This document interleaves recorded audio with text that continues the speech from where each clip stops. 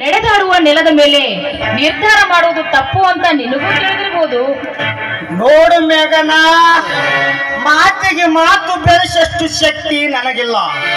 ರಾತ್ರಿ ಅಣ್ಣ ಅತ್ತಿಗರು ಕಾಣುತ್ತಿಲ್ಲ ಆತಂಕದಲ್ಲಿರುವ ನನ್ನನ್ನು ಕೆರಳಿಸುವ ಮಾತುಗಳನ್ನ ಆಡಲಿ, ಕೆಣಕುವ ನುಡಿಗಳನ್ನಾಗಲಿ ಕೇಳಷ್ಟು ತಾಳ್ಮೆ ನನಗೆ ಉಳಿದಿಲ್ಲ.